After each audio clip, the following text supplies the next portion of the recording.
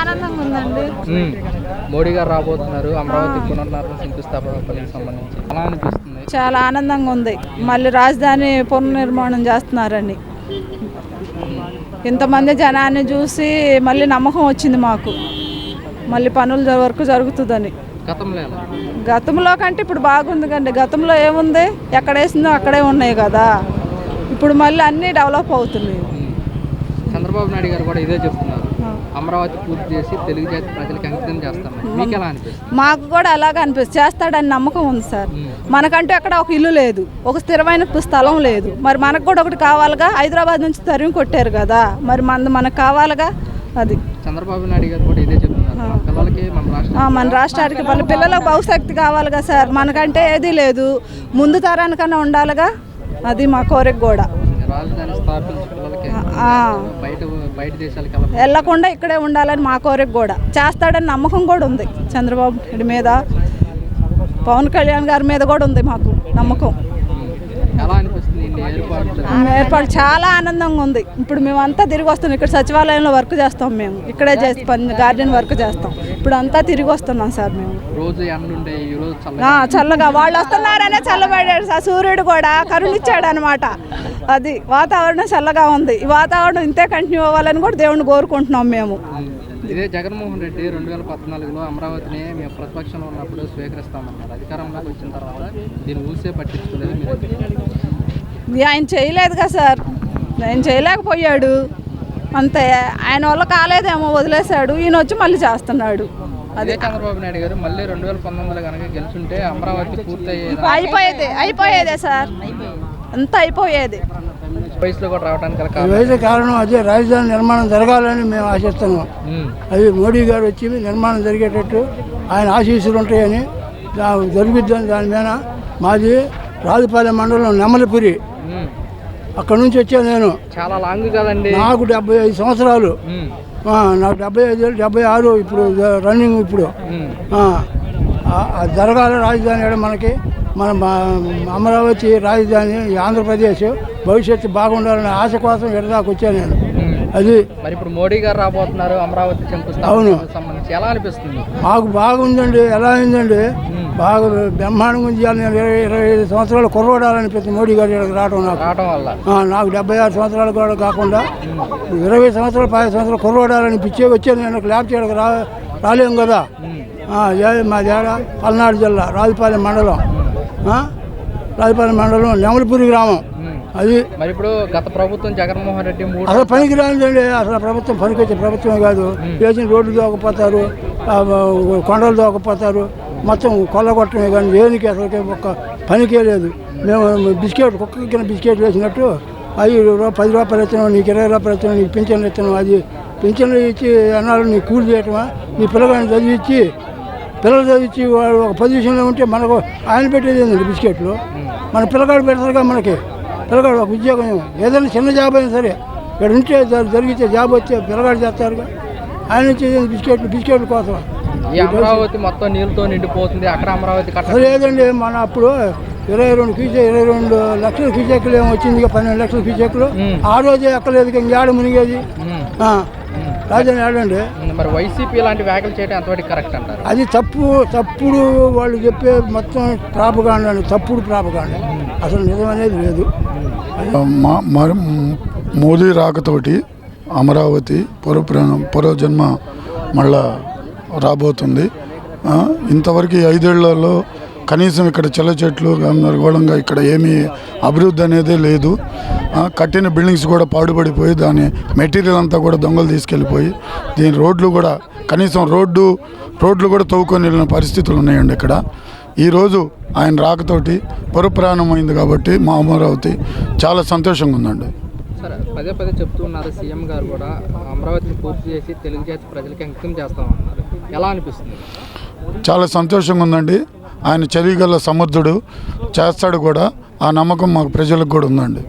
Sir, గతంలో చూసుకుంటే కనుక 2019లో కనుక మళ్ళీ చంద్రబాబు నాయుడు గారు గెలుచుంటే కనుక అమరావతి ఎలా ఉండేది అంటారు? అమరావతి ఆయన అన్నట్టుగా సింగపూర్ లాగా ఉండేది. కానీ ప్రజలుని తప్పుదోవ పట్టించి ఒక్కసారి అని చెప్పి జనాల్ని మోసం చేసి ఓట్లు ఇచ్చుకొని కనీసం రాజధాని గురించి మాట్లాడకుండా 3 రాజధానులు అని చెప్పి జనాల్ని మోసం చేసి 5 సంవత్సరాలు జనాల్ని గొర్రెల్లాగా ఆయన ఆలోచనలో వాళ్ళ గొర్రెల్లాగా ప్రవర్తించి ఆయన ఏ అభివృద్ధి కార్యక్రమాలు కూడా చేయకుండా కేవలం బటన్ నొక్కాననే కార్యక్రమాలతోటి ఆయన 5 ఏళ్ళు పరిపాలన అలా చేశాడు.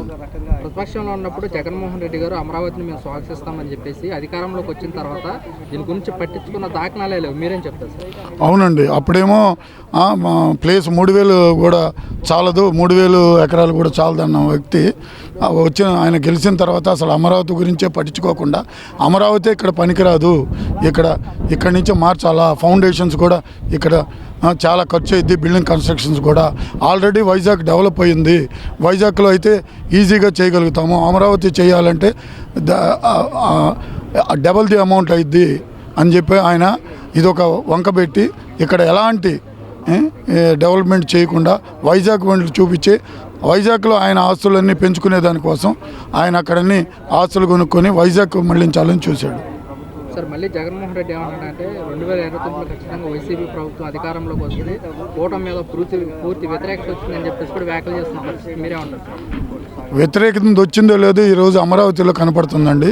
11 నెలల ప్రభుత్వంలో ఈరోజు ఒక ప్రధానమంత్రి వచ్చి మళ్ళీ పురప్రయాణం చేస్తున్నాడంటే ఈ వైభవాన్ని చూసి వాళ్ళు ఓర్చుకోలేక వాళ్ళనే మాట్లాడేది ఇది జనాలకి ప్రజలకి కనపడుతుందండి. ఇది ఎలా అనిపిస్తుంది? నరేంద్ర మోడీ గారు రాబోతున్నారు, శంకుస్థాపన పనులకు సంబంధించి కూడా ఏం చెప్తారు? నరేంద్ర మోడీ రావడం అంటే ఇది ఈ రాష్ట్రానికి వచ్చినటువంటి ఒక పెద్ద ఛాన్స్, అది పెద్ద అవకాశం. ఇది ఈ రాష్ట్ర ప్రజల యొక్క అదృష్టం. ఎందుకంటే ఈ దేశానికి ప్రధాని, అందుట్లో సమర్థవంతమైన ప్రధాని, ఒక ఆధునిక భావాలు కలిగినటువంటి ప్రధాని, అటువంటి ప్రధాని ఈరోజు ఈ రాజధాని పునఃప్రారంభానికి వస్తున్నాడంటే ఈ రాజధాని నిర్మాణానికి ఇంకా ఎటువంటి అడ్డుకట్టు ఉండదు.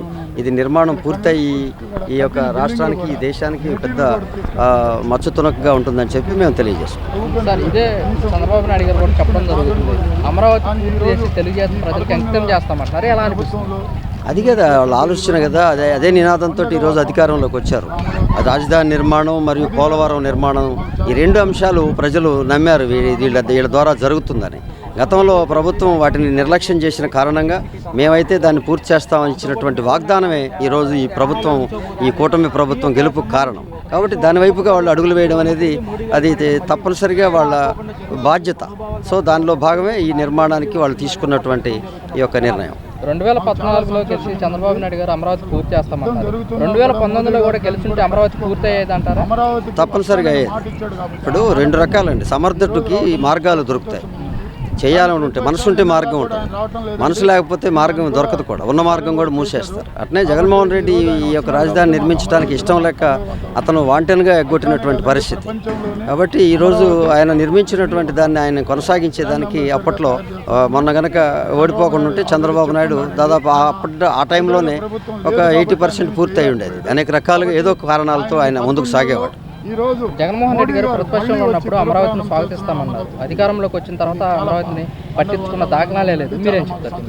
అరే ఇక అది చెప్తుంటే జగన్మోహన్ రెడ్డి అనే వ్యక్తి రాజకీయ కాంక్ష కలిగిన నాయకుడు, పదవి అనే బాధ్యత కోసమే ప్రయత్నాలు చేశాడు.